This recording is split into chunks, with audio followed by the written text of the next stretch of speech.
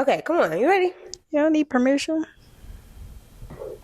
I'm ready. Hey. Welcome to the podcast for people whose mamas died, by people whose mamas died. It's called No Mama, No Manual. I'm Tiana. I'm Brittany. And this is the end of season 1. Wow. Woo, woo, woo, woo, woo, woo. We did it. We did. We did it, That's Joe. wild. We did it. I had much hesitancy. Did you? One, I was like, I'm not going to be crying on camera, right? Though I'm working on this whole don't cry rule. Mm-hmm. It still applies sometimes. And so crying on camera fell backwards. Yeah. And then also,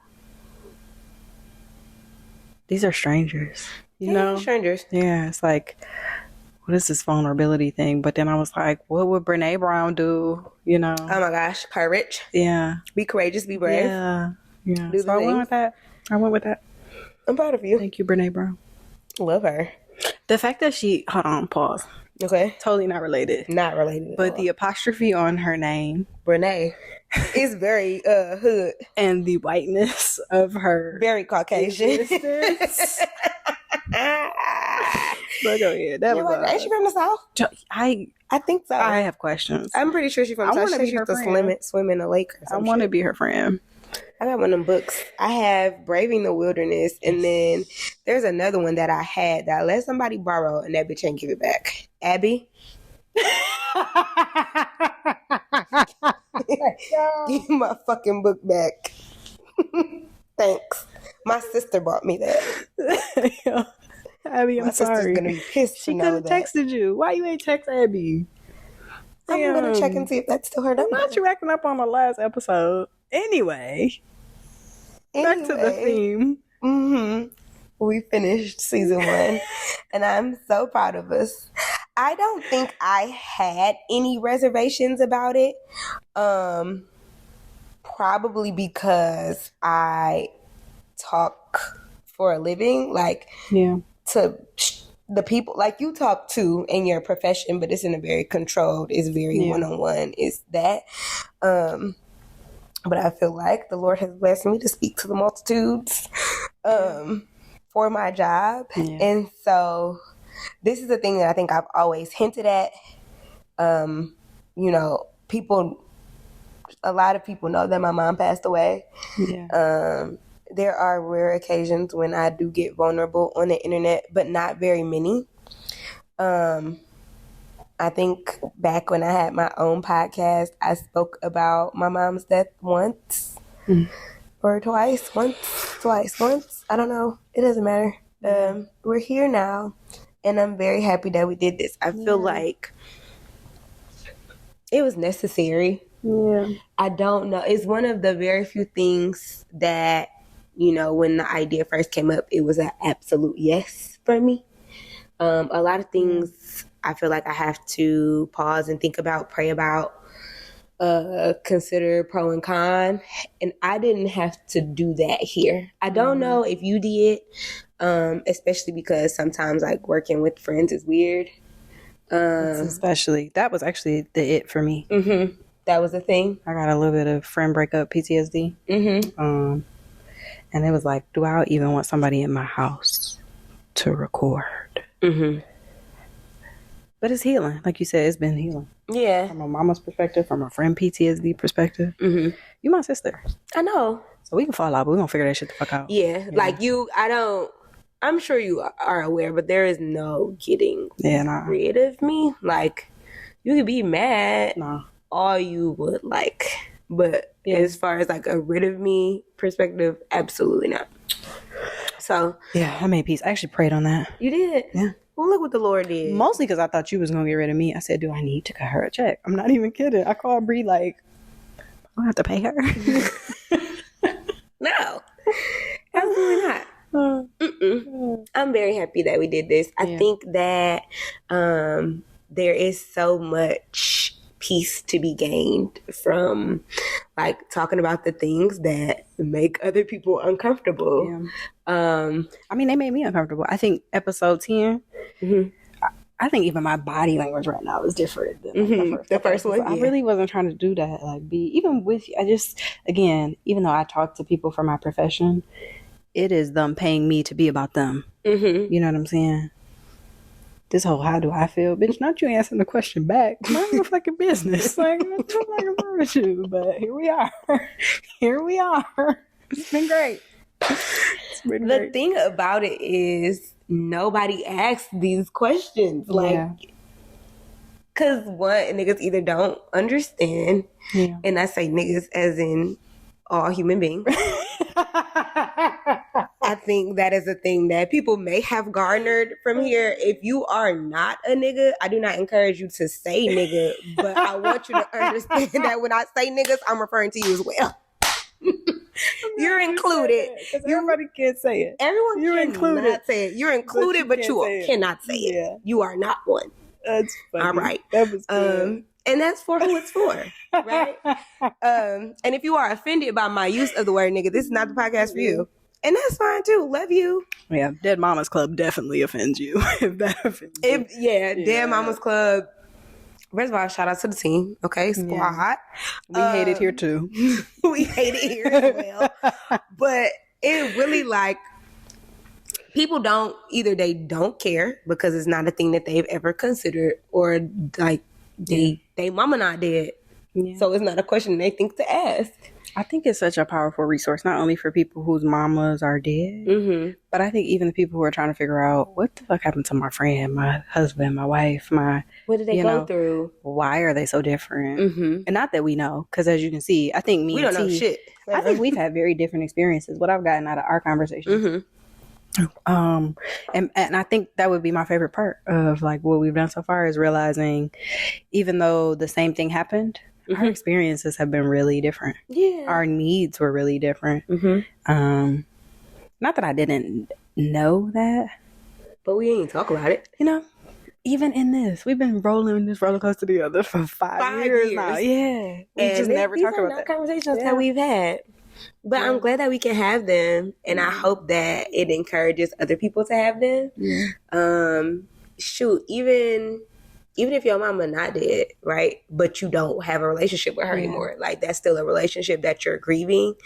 I hope that this has given you maybe some words.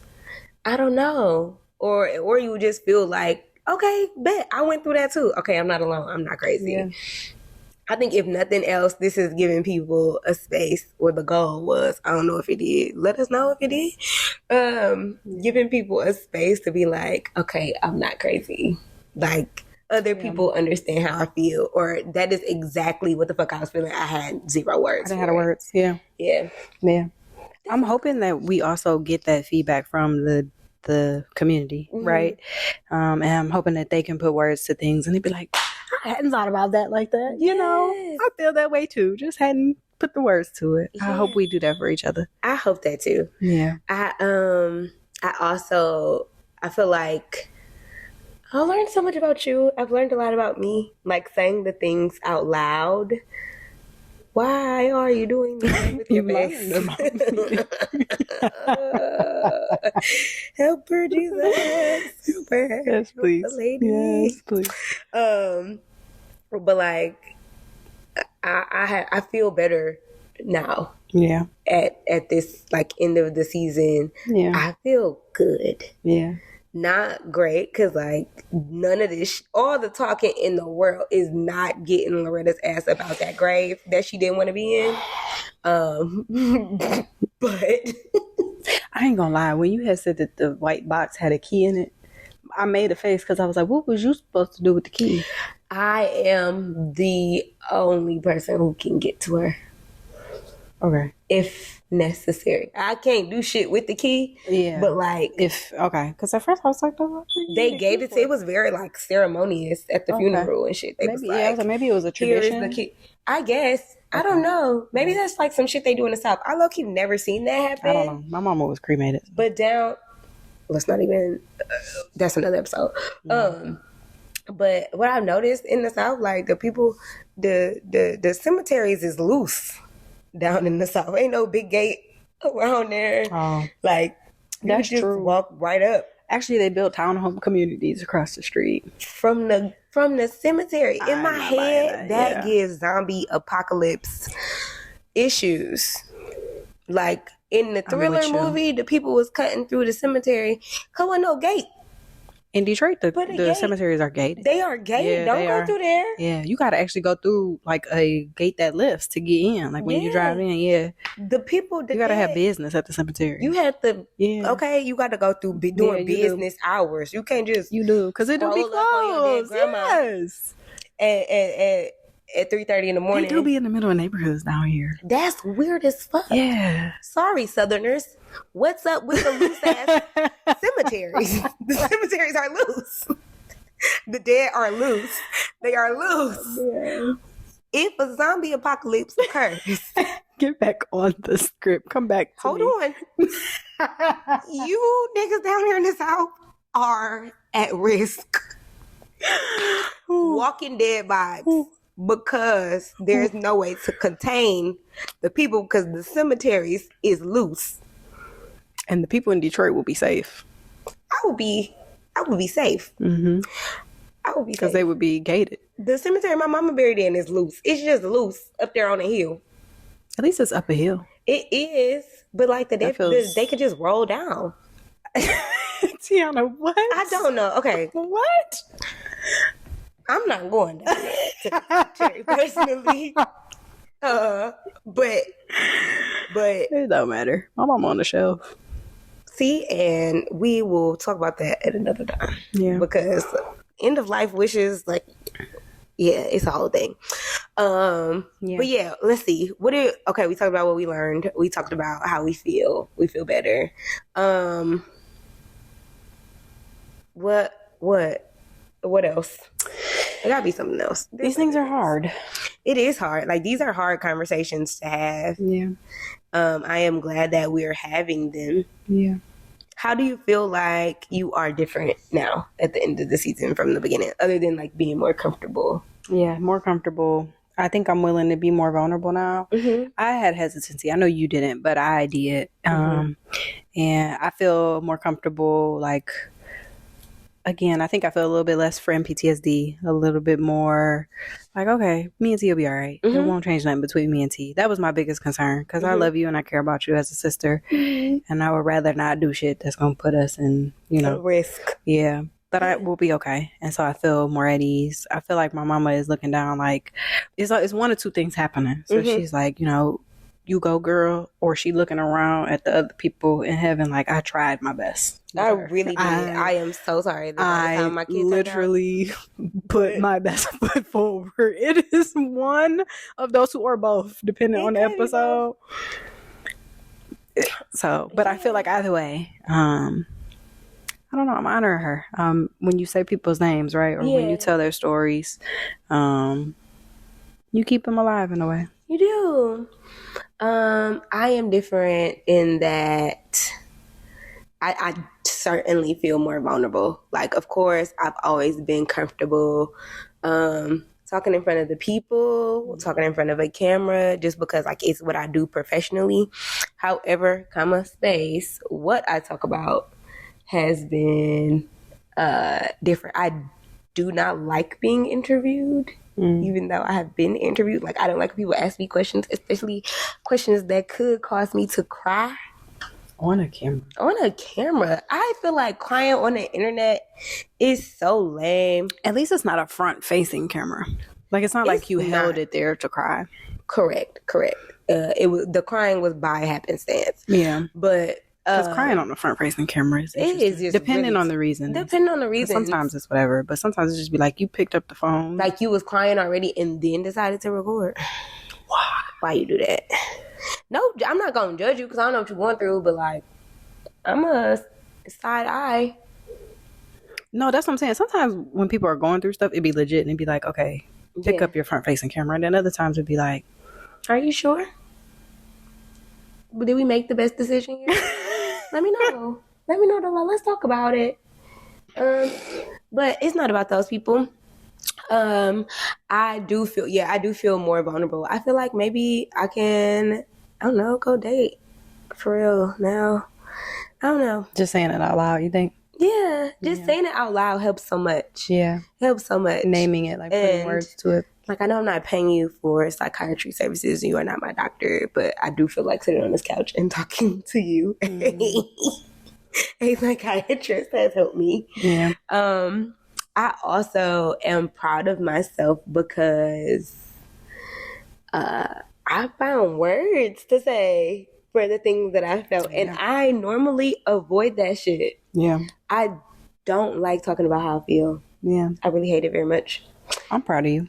I'm proud of you. You admitted some things that I think they take courage to say that, like, I'm hard on myself and other people. Mm-hmm. You know, that takes courage because people aren't perfect and neither are we. Mm-hmm. So it was dope to hear you be like, this is where I'm fucked up at. Mm-hmm. You know, that's like good introspection. I love that. Thank you. Yeah. I'm proud of you for not, I won't call it disregarding a boundary, but like for being willing. For being willing to sit here. You've known me long enough, yeah. Yeah. For being willing to sit here on a camera, on a microphone, and like share that this thing made you sad or this thing made you cry before, or like to tell your story to strangers because, again, your circle is a dot. And so you don't do a whole lot of vulnerability out with all the folk. But I'm really proud of you for being willing to do that with me. Thanks, Ram. What are you proud of you for? Bitch, see, it's the question back. Like, the fuck? It's like, what am I proud of me for?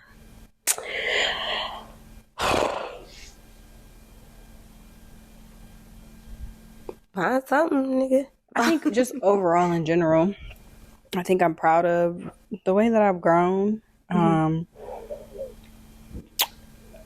I think that in reflecting on the things that I've said out loud over the season, what I have realized is that, like, since my mother has died, I have become very intentional, and my yes means yes and my no means no. Mm-hmm. And I'm okay with changing my mind. Yeah. And I don't know. I'm okay with who I am. I'm proud of, like, the fact that I'm solid, I'm sturdy, I'm built for this shit, and I'm cool. And I'm for who I'm for. And I'm not for who I'm not for. Yeah. I ain't really tripping either way. You know? Yeah, that's dope. Yeah. I think that for me, so we recording this in my dad's basement and we're still talking. And he is confused as to why he does not have his basement back. We almost done. This is the last episode. We're reflecting. You want to say hi to the people? No. He wants us to get the fuck out of his basement. We are about to.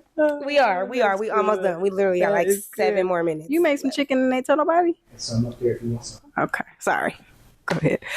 Okay. You vegan, so. Right. Yeah. We going to slutty. Yeah. All right. I agree with those things. Yeah. And I'm happy about those things. I'm just solid and sturdy, and it was hard. Mm-hmm. It was hard to talk about, but it's also hard to get here. Yeah. I'm proud of that. I'm proud of that too. Yeah. What was one of your favorite moments from this season so far? I think the intros. I don't know if they're going to make it on there. They might not. But the ways that we just... It was like we really didn't start till we were ready. We got all the giggles out. We got all the... That was fun. Yeah. That was fun.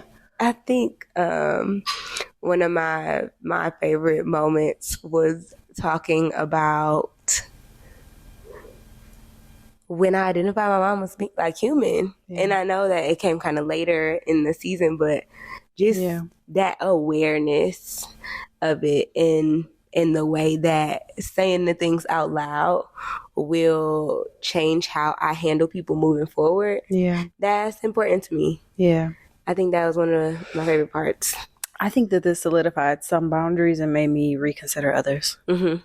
So I'm like evaluating certain things with certain people. Mm-hmm. I ain't gonna say it out loud because they may be watching this and I don't know where I stand. Not yet, anyway. But I may be reevaluating. Mm-hmm. Maybe I'm not. Maybe not. And that's okay. Oh, yay. I'm so proud of us. We did it. Losing your mom is a hard thing. It's terrible. It's a hard thing. It is literally the membership to a club that nobody wants to be part of. I would like to revoke it. I want it snatched. I want it undone. Yeah. Undo, please. Yeah. Backspace delete. Boo. But we're here now, and I think that we are navigating pretty well. I am excited for the future of No Mama No Manual. I am excited for the community that will become the Dead Moms Club. Dead Mamas Club. Excuse me. The Dead Mamas Club. I am excited for the ways that we will continue to like heal and grow from saying the things out loud, because it's really saying the things out loud that changes stuff. Yeah.